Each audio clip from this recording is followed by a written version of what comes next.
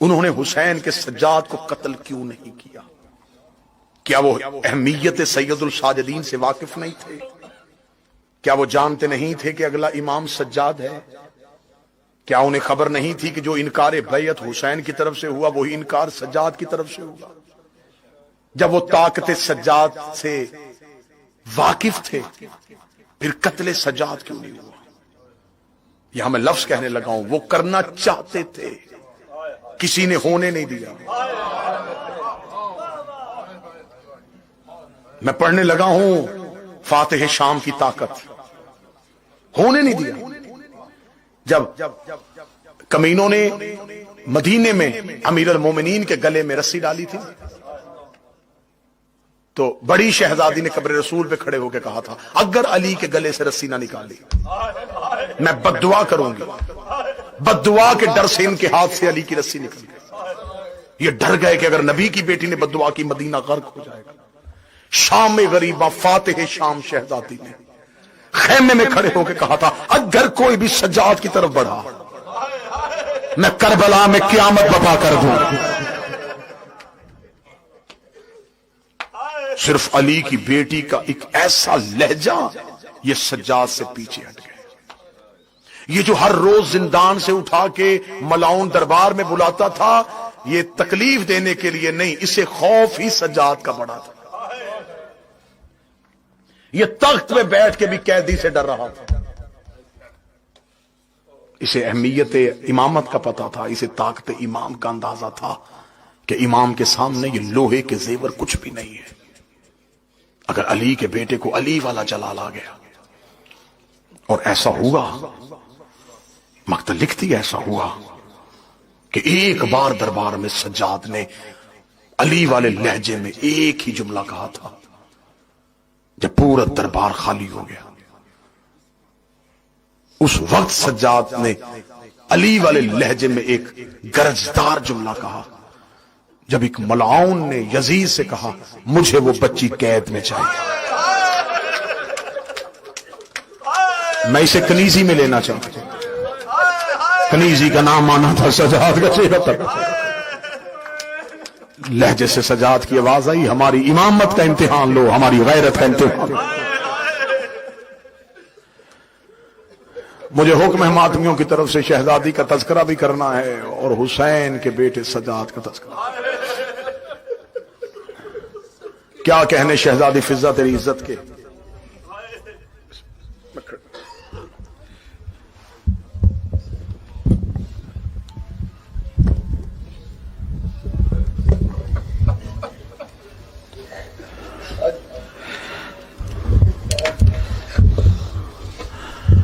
بس ٹھیک ہے۔ شہزادی فضہ جدھر شام کے زائرین بیٹھے وہ خصوصاً گواہی دیں گے۔ آج بھی شام میں ایک چھوٹا سا کمرہ ہے قبرستان مسافرہ میں جس کے اوپر کوئی گنبد نہیں، کوئی سونے کی دیواریں نہیں، باہر ایک چھوٹا سا بورڈ لکھا ہوا ہے کہ یہ روضہ کنیز زہرا فضہ۔ آپ کیا سمجھتے ہیں کہ کبھی بھی کسی دور کی حکومت نے کوشش نہیں کی؟ ایران کی حکومت نے، عراق کی حکومت نے امام زادوں کے روزے بنا دیے، فضہ کا روزہ کیوں نہیں بنا؟ جب بھی کوئی حکومت جناب فضہ کا روزہ بنانے کے لیے سوچتی خواب میں آ کے مجاور کو حکم دیتی خبردار میں اس کی کنیز ہوں جو جنت البقیع میں کچی قبر ہے، جب تک میری شہزادی کا روزہ نہ بنے میرا روزہ نہ بنے۔ صدا سے معافی مانگتے شام میں قبرستان مسافرہ میں اس شہزادی کی قبر ہے، دو قبروں کے درمیان اتنا چلی ہے، ایک فاتح شام کی قبر، ایک معصومہ کربلا کی قبر۔ ان دو قبروں کے درمیان شہزادی فضہ اتنا پیدل چلی کہ رستہ بن گیا۔ کتابیں کہتی ہیں سارا دن فاتح شام کی قبر پہ رہتی۔ کام کیا کرتی شہزادی فضہ جب بی بی کی قبر کی مجاوری کرتی تھی؟ کہیں سے ایک مشکیزہ پانی کا بھرتی، رستے میں کھڑی ہو جاتی, کوئی قافلہ گزرتا, اس قافلے کے بچوں اور مستورات کو پانی پلاتی, پانی پلاتے ہوئے رو کے ایک ہی جملہ کہتی, پیو میرے پیاسے چلے گئے, جی بھر کے پیو ہمارے پیاسے مارے گئے. شام کو جناب سیدہ کی قبر پہ بیٹھی رہتی, جب شام کا سورج غروب ہونے لگتا مغربین کی نماز عالیہ کی قبر کو سجدہ گاہ بنا کے فضا پڑھتی, مغربین کی نماز پڑھ کے اپنا زخمی رخسار, ضعیفی والا رخسار بی بی عالیہ کی قبر پہ رکھ کے کہتی, اچھا بی بی اب مجھے اجازت دے, میں اس کی قبر پہ جا رہی ہوں جو قبر میں بھی شمر کے تماچوں سے. عالیہ کی قبر سے اٹھتی, سیدھی معصومہ کی قبر پہ آتی, معصومہ کی قبر پہ آ کے چہرہ قبر معصومہ پہ رکھ کے کہتی, بول سکینہ کانوں کا لہو بند ہوا یا نہیں. اس بیوی کے بڑے احسان ہیں سیدوں پہ. جتنے سید بیٹھے ہو ماتمیوں کا یہ عجب کمال ہے کہ انہوں نے کہا ہے کہ پہلے فضا پڑھنا پھر سجاد پڑھنا. جتنے سید بیٹھے ہو تم اس سوچ کے ساتھ پرسہ دینا, اس بیوی کے سیدوں پہ بڑے احسان ہیں. ذاکرین پڑھتے ہیں کہ جب جنگل میں آخری وقت آیا تھا تو بیٹے شکار کی تلاش میں نکلے. بالکل غلط, جن کی ماں جنگلوں میں ہو وہ بیٹے شکار نہیں کرتے. میں پوری تحقیق کے ساتھ جملہ پڑھنے لگا ہوں. مدینے گئے تھے مولا سجاد کے پاس جناب فضا کے بیٹے کہ ہم اپنی ماں کو واپس لینے آئے. مولا سجاد کی آواز آئی, وہ مدینے نہیں, وہ شام کی قبر پہ بیٹھی ہے. بیٹے ماں کو ڈھونڈتے ڈھونڈتے شام پہنچ گئے. جب شام پہنچے آخری سانسیں سی بی بی فضا کی عالیہ کی قبر پہ, چھوٹے بیٹے نے آ کے جو پہلا جملہ کہا, میں جملہ سنانے لگا. بیٹے کا نام یحییٰ تھا. اس نے بی بی فضا کے سامنے آ کے ہاتھ باندھ کے, اماں ہم تجھے لینے آئے ہیں. جب کہنا اماں ہم تجھے لینے آئے ہیں, بی بی عالیہ کی قبر سے سر اٹھا کے کہتی, خبردار مجھے ماں نہ کہنا, مجھے سجاد ماں کہتا ہے, مجھے باقر ماں کہتا ہے. دیکھ کے کہتی, اماں ہم تیری اولاد تو ہیں. رو کر اولاد تھی تو تب کیوں نہیں آئی جب کربلا میں پیاسا مارا جا. آ جاتے کربلا میں حسین کا صدقہ کر دیتی. بڑا بیٹا داؤد آگے بڑھا, رو کے کہنے لگا, اماں ہمیں شہر کے لوگ تانے دیتے کہ تمہاری ماں کو شام والوں نے بڑا مارا ہے, اماں ہم تمہیں واپس لینے کے لیے آئے ہیں. بی بی نے کہا, خبردار میں عالیہ کی قبر پہ آخری سانسیں دینا چاہتی ہوں.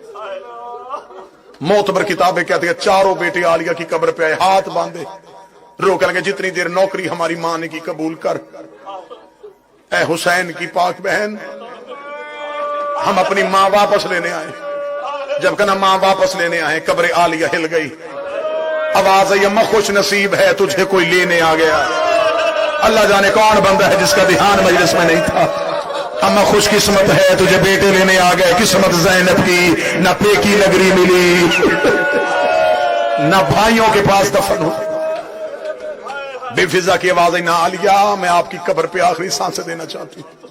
قیامت تک تیرے ماتمی وفا دیکھیں گے فضا کی, میں تیری قبر میں سانسیں دوں گی. جناب فضا کی آنکھیں بند ہونی ہوئی, بیٹے پیچھے ہٹے. ماں کی آخری آنکھیں بند ہوئی. چاروں بیٹوں نے قبر سیدہ پہ کھڑے ہو گئے, کہا, اچھا اجازت دے شہزادی ماں کا میت وطن لے جائیں. میں پوری ذمہ داری کے ساتھ بی بی فضا کے جملے پڑھنے لگا. ہم اپنی ماں کا میت وطن لے کے جانا چاہتے ہیں. کم از کم اپنے وطن پہ جا کے یہ کہیں گے, نوکری کی تھی, ماں کا جنازہ وطن واپس لے آئے. سید الساجدین نے اجازت امامت کے ساتھ آ کے جنازہ پڑھایا. یوں جنازہ اٹھایا فضا کا. میں پوری ذمہ داری کے ساتھ جو ظاہر بیٹھے شام کے گواہی دینا, بی بی فضا نے آخری سانسیں دی تھی عالیہ کی قبر پہ. بی بی کی قبر جناب سیدہ کی قبر کے پہلو میں نہیں ہے, معصومہ کے پہلو میں ہے, قبرستان مسافرہ میں ہے. مجھ پہ سوال کرو, اگر سانسیں عالیہ کی قبر پہ دی تھی تو دفن سکینہ کے پہلو میں کیوں ہے؟ جنازہ ہونے کے بعد بیٹے جنازہ اٹھا کے قبرستان مسافرہ کے قریب سے گزر رہے تھے, یا بی بی معصومہ کی قبر سے دو کڑیوں والے ہاتھ باہر آئے. آواز آئی, اماں مجھے تنہا چھوڑ کے نہ جا, اماں تیرے سہارے میں میں شام میں بیٹھ. وہی فضا کے بیٹوں نے मां का जनाजा रोक दिया। बीबी फिजा का मदफन बन गया मासूमा का पहलू। नौकरी कितनी की? इतनी नौकरी की है इस बीबी ने। सारे रास्ते में ये आलिया के आगे चली।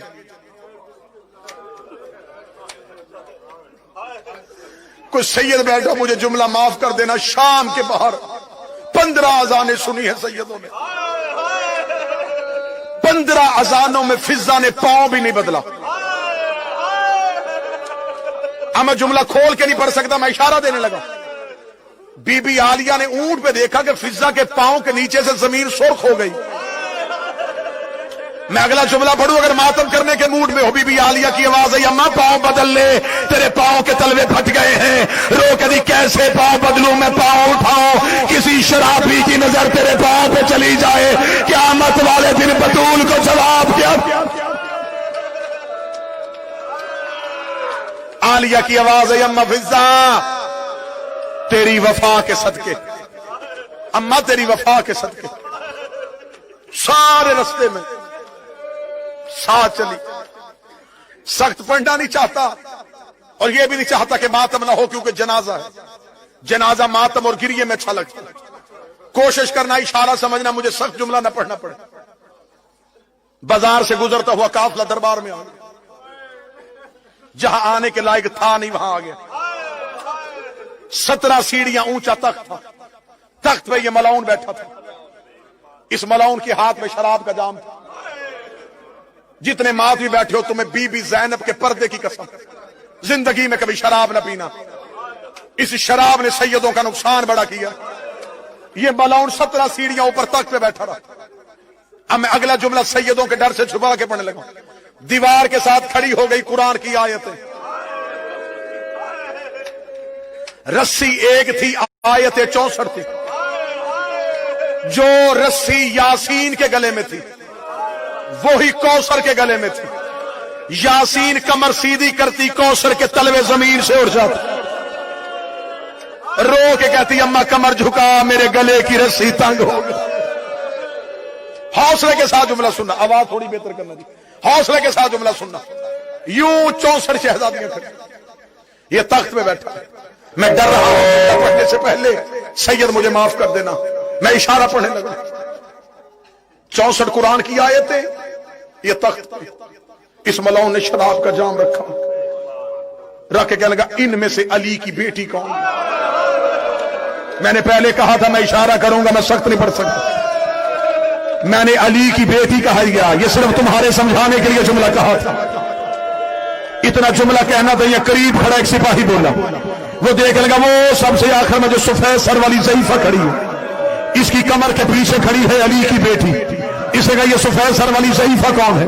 उसने कहा, ये इनकी कनीज है। उसका कनीज पीछे खड़ी होती है, ये आगे क्यों खड़ी है? उसने कहा, ये पूरे रास्ते में आगे चलती आई है। उसने कहा, इसे हटाओ, मैं अली की बेटी से बात करना चाहता हूं। सिपाही देखता, हमने पूरे रास्ते में इसे बड़ा मारा है, इसने अली की बेटी का पर्दा नहीं छोड़ा। जिसने मेरे सामने जुल्म करो, मैं देखता हूं ये कैसे नहीं छोड़ती। इसके हाथ में कोई लोहे का सामान था। ये फिजा के करीब गया, इसने फिजा के सर पे वो लोहे की चीज रखी। फिजा के चांदी जैसे बाल यकूत की तरह सुर्ख हुए। इधर फिजा के बालों पे लहू की लकीर आई। अली की बेटी ने फिजा की कमर पे सर मारा। रो कभी, अम्मा पर्दा छोड़ दे, अम्मा पर्दा छोड़ दे। फिजा रो के कभी, या मां न गए या पर्दा छोड़ने का न गए, मुझे बता आज फातिमा होती तो क्या तेरा पर्दा छोड़ देती? अम्मा पर्दा छोड़, अम्मा पर्दा छोड़। इतना जुमला कहना था। या बीबी फिजा के चेहरे पे लहू। बीबी फिजा देख के कहती, अली की बेटी, मैं तेरा पर्दा नहीं छोड़ सकती। फरमाया, फिर मैं तुझे जख्मी नहीं देख सकती। बीबी फिजा ने एक दफा दाएं देखा, एक दफा बाएं देखा। देख लगे, इस दरबार में कोई हबश का रहने वाला है? इतना कहना, 300 हबशियों की तलवारें नियामों से निकली। एक बूढ़ा हबशी अपने अबरुओं को उठा के कमर पे हाथ रखे फिजा के करीब आया। कहने लगा, कैदैन, दरबार में इतने लोग बैठे थे, तूने सिर्फ हबश वालों को क्यों बुलाया? फिजा देख रही कौन है तुम्हारे मुल्क का बादशाह, कहने लगा मर गया, एक उसकी बेटी थी मदीने वाले सैयदों की नौकरी पे चली गई, हमने उसका जूता तख्त पे रखा हुआ है। फिजा देख रही इस दरबार में वो मैमून आए तो पहचान जाएगा। बूढ़ा हबशी 4 कदम पीछे हटा, हर कदम कहता न होती मैं सरतम से जुदा करता, तुझे नहीं पता लोग शराब पी रहे हैं और तूने हमारी आका दादी का नाम ले लिया है। इतना जुमला कहना था, फिजा ने अपने बालों को हटाया, आवाज आई पहचान मैं वो मैमूना हूँ। 4 कदम पीछे तू ही मैमूना है, क्यों छोड़ी सैयदों की नौकरी, क्यों आई शराबी के दरबार में। आवाज आई पर्दा कर, अकेली नहीं आई, मेरे पीछे अली की बेटियां खड़ी है, अली की बेटियों का नाम आना था। बूढ़े हबशी ने इशारा किया, 300 हबशियों ने तलवारें निकाली, यजीद के तख्त को घेरे में लिया, लेकिन उतर मलहम शरीफ से तूने हर किसी की बेटी को अली की बेटियों की तरह लावारिस समझा हुआ है। इतना जुमला कहना था, ज़ैनब कड़ियों में तड़प गई, आवाज आई अब्बा फिजा के वारिस आ गए। ज़ैनब का कोई वारिस नहीं है। देख फिजा के वारिस आ गए, अली की बेटियों का कोई वारिस नहीं आया। एक सतर सुन्ना सैयदुल साजिदीन के दुखों की, ये हाथ बांध के क्योंकि जनाजा है इमाम का, गैरत का परवरदिगार, शराफत का मंबा,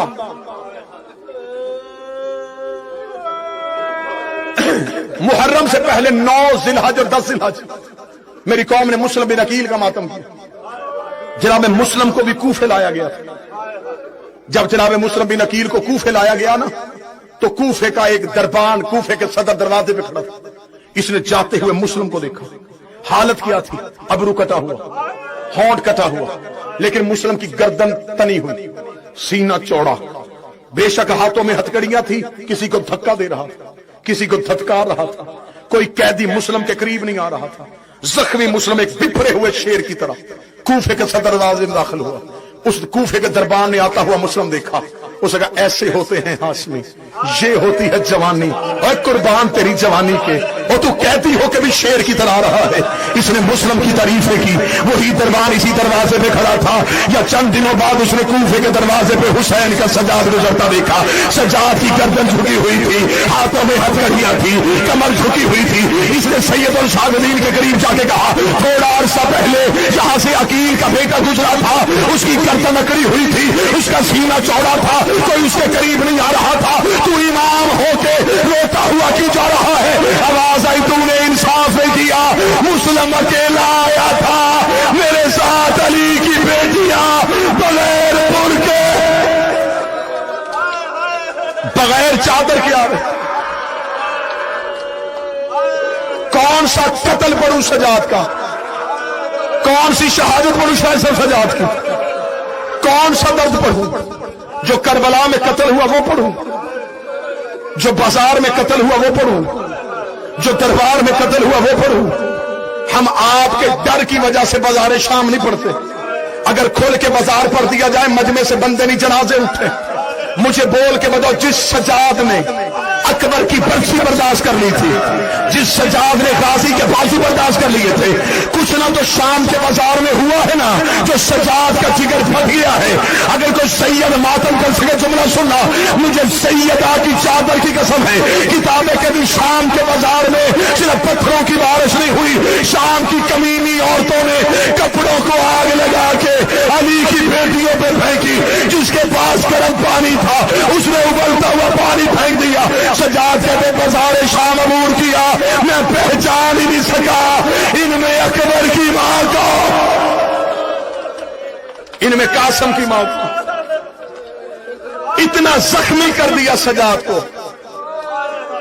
जिगर फट गया, आंखों से लहू, तोक उठा उठा के गर्दन का गोश्त खत्म हो। वापस सजाद मदीने पहुंच गया। एक मोमन आया, उसने मौला सजाद से आके कहा, हुसैन का बेटा, सबसे ज्यादा मुसीबत कहां आई। 3 बार मौला सजाद ने कहा, अश्शाम अश्शाम। اور شام کے موڑ مجھے کھا گئے، شام کی گلیاں مجھے کھا گئیں۔ میرا بادشاہ کوئی ایسا بندہ مجلس میں بیٹھا نہ ہو جو رو نہ سکے تو کم از کم ہائے تو کہہ سکے۔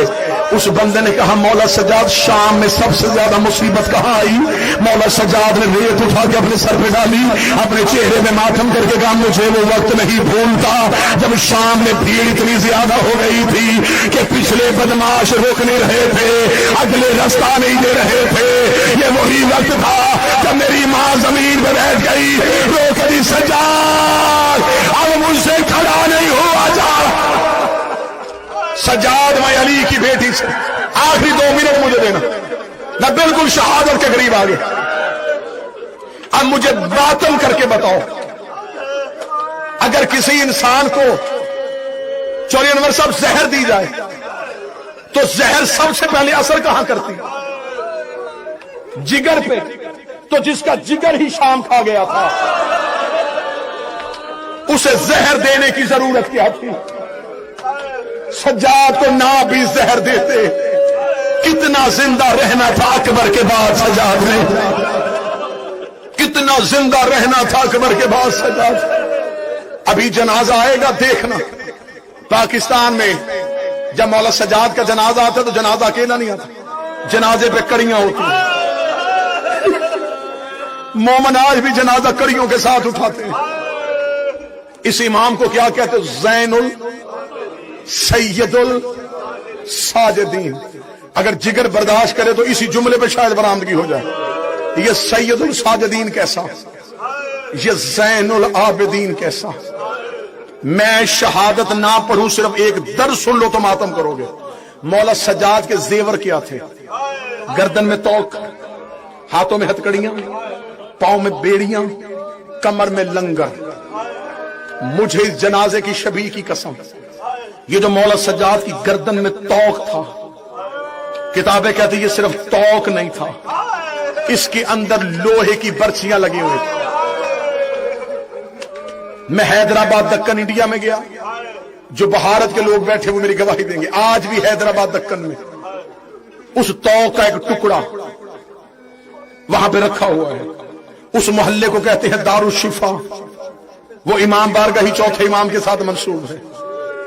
یہ جو گردن میں توق تھا یہ صرف توق نہیں تھا، اس کے اندر لوہے کے برسیاں لگی ہوئی تھی۔ میں نے اپنی آنکھوں سے کتابوں میں پڑھا ہے یہ کمینے صرف توق پہناتے نہیں تھے، تھوڑی تھوڑی دیر کے بعد آگ کے ساتھ توق کو گرم کرتے تھے۔ اس توق کے ساتھ زنجیریں لگی ہوئی تھی، لمبی لمبی زنجیریں تھیں، کیونکہ توق کا وزن زیادہ تھا، سجاد کی گردن وہ اٹھا نہیں سکتی تھی۔ کچھ سپاہیوں نے وہ زنجیروں کے ساتھ اٹھایا ہوا تھا، ادھر والی زنجیر ادھر والے سپاہیوں کے ہاتھ میں تھی، ادھر والی زنجیر ادھر والے سپاہیوں کے ہاتھ میں تھی۔ یہ رستے میں سجاد کو بازار میں لے کے جا رہے تھے۔ میرا خیال ہے کہ اس کے بعد مجھے پڑھنے کی ضرورت نہیں پڑے گی، جب بندہ ماتم کرنے کے لیے آئے ہے، جسے پتا ہے کہ تھوڑی دیر بعد سجاد کا جنازہ آنے والا ہے۔ بازار میں کیسا موڑ آیا جب قافلہ رک گیا۔ عمر ابن سعد ملاؤں نے شمر سے پوچھا قافلہ رک کیوں گیا ہے؟ اس نے اس لیے رکا ہے حسین کا بیٹا سجاد نماز پڑھ رہا ہے، اس لیے اگر سجاد نماز پڑھتا رہا ہم دنیا کو کیسے بتائیں گے کہ ہم نے باقی مارا تھا، کسی طریقے سے سجاد کی نماز کو ختم کرا۔ میں غلط پڑھوں مجھے سید معاف نہ کرے۔ 2 کمینے گھوڑوں پہ بیٹھے یہ سجاد کے قریب آئے، ایک نے ادھر والی زنجیر پکڑی، ایک نے ادھر والی زنجیر پکڑی، انہوں نے گھوڑوں کو دوڑایا، لوہے کی برچیاں سجاد کی گردن کے اندر آئی۔ سجاد گلیوں میں کبھی اس دیوار کے ساتھ کبھی اس دیوار کے ساتھ رو رو کے کہہ رہا تھا سبحان ربی الاعلی، سبحان ربی الاعلی، سبحان